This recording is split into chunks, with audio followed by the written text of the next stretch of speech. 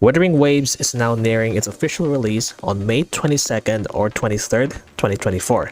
Content creators, streamers, and players are now hyping up and prepping their devices for this kind of immersive and enticing features of different aspects in the game.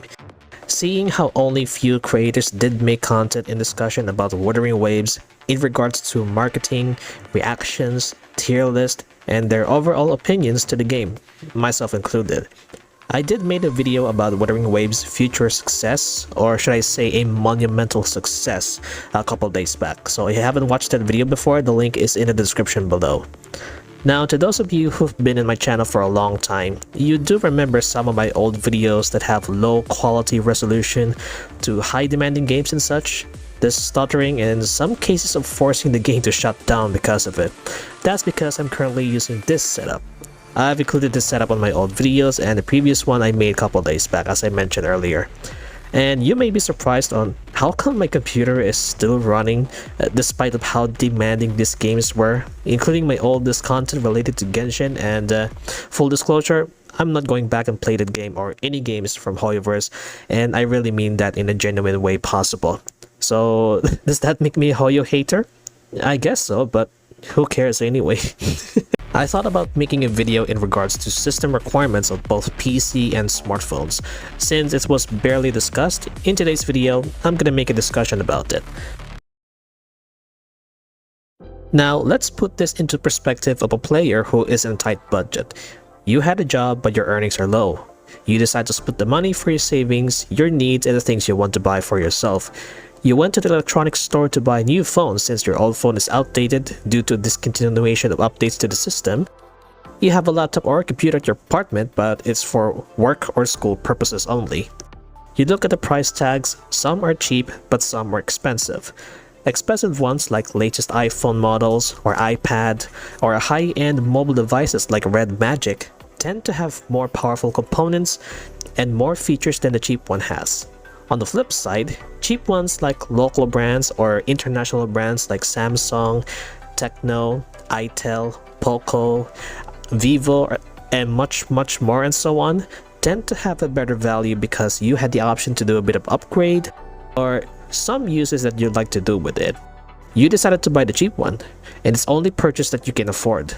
You went back home with the product you buy and decided to do a first impression and tried out some games for a test run. And no, I'm not including Genshin in this one here. Moments later, you open the App Store and found a game that everyone talks about, and you decided to install it, but you also ask yourself, does this game runs well on my device I'm using? You check the internet or the App Store and look for the system requirements of the game, only to find out that your device is below the minimum system requirement. In simple terms, not compatible. So a couple of months ago, Curry Games made a website specifically to those who want to participate on a second closed beta test of Wuthering Waves for more feedbacks, impressions, concerns and issues, and much more. There are some questions in that form that it needed to apply in order to move on to the next one. And if I remember correctly, the form asks about your current graphics card, what CPU you're currently using, how much RAM you have, what device you're using, or what smartphone you use, and much more. But sadly, I never got into the second closed beta, and yes, I know it's obvious, it's because of this. CBD2 went live, and content creators, streamers, and players who are selected for the second closed beta get access to the game and now started doing live streams or making videos on playing Wuthering Waves. From the looks of it, I can tell that this game is quite demanding, in my opinion, until I found out that this game runs on Unreal Engine, so yeah, I guess that explains a lot. Well, it can't be demanding on PC or maybe on console if that happens, but would that be also demanding to smartphones too?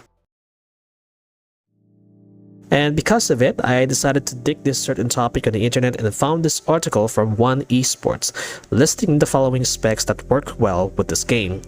And I have to check any site that had the same info as this one for more proof and relevance. Keep in mind though that these specs are from the early closed beta, so it might subject to change before the release of the game. The article contains information about the game and the following details of system requirements on each device. Since we're talking about smartphones, we'll set the PC specs aside. Since I play games on mobile, I do live streams on mobile, I edit videos on mobile. I made short films on mobile to a certain point that I've become more proficient and resourceful as time goes on. And if any of you ask, why not try Adobe Premiere? Why not try use emulator instead? I mean, buddy, look at the current specs I have on my PC again. Do you think it's gonna run well even when the virtualization is on in emulator stuff? No, it's not, and it annoys me, so I had to use an alternative. Now let's begin with the Android ones. For Android users, the minimum requirements in order to run the game are the following. But still, keep in mind, these specs might subject to change before release, okay? The storage will be 12 GB and above. The Android version will be version 7 and above. And the processor will be Snapdragon 835, MediaTek G71R72, or equivalent performance. But it has no info in regards to how much RAM you need to play the game. You can check the specs of your device by installing CPU-Z on your Play Store. As for the recommended though, it has the same storage and Android version from the minimum ones, but the difference will be the processor. Around Qualcomm Snapdragon Gen 1 Plus and beyond, but still, no info about the RAM usage. For Apple users, and to those who owned iPad, iPhone, Mac or whatsoever, the minimum requirements are the following. The storage needs are relatively the same as for the Android ones. The system will be between iPhone 11 and above, and as for the OS, will be iOS 12 and above. It's also the same on the recommended requirements. The only difference was the system will be around iPhone 13 and above, and the OS need to be an iOS 15 and above. But still, again, no info about how much RAM you needed to play the game. I went to check on NanoReview website on ranking each processors on smartphones as of 2024, and some are at high rank A, some are in rank D. Technically, some processors are meant to be in high-range smartphones, some for mid-range smartphone, while the remaining are for low-range smartphones. In conclusion, games like these on mobile devices can vary significantly in their performance impact.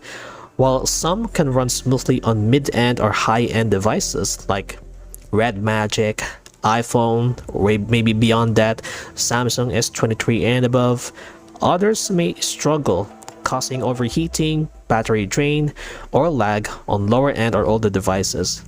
Factors like hardware capabilities, software optimization, and game design play crucial roles in determining the overall performance. For best experience, choosing a device with powerful hardware, ample RAM, and a good cooling system can enhance gameplay and prevent performance issues. There are also some factors that, even though your device is on par with these following requirements, you might as well have to do a bit of tweaking on settings of the game, like turn off the motion blur, turn off the bloom settings, reducing the quality for increased performance, but again, it's up to you to decide. Regardless of the hardware limitations, always have fun and enjoy every single moment in gaming. And for those who underestimate mobile gaming, I'd say it's time to take another look. Mobile gaming has evolved into a vibrant and diverse ecosystem, offering a wide range of experiences for players of all types. From casual games to high-demanding titles, mobile gaming has something for everyone. So, if you haven't explored the world of mobile gaming lately, you might be surprised by what you find. Give it a try, and you might just discover your new favorite way to play.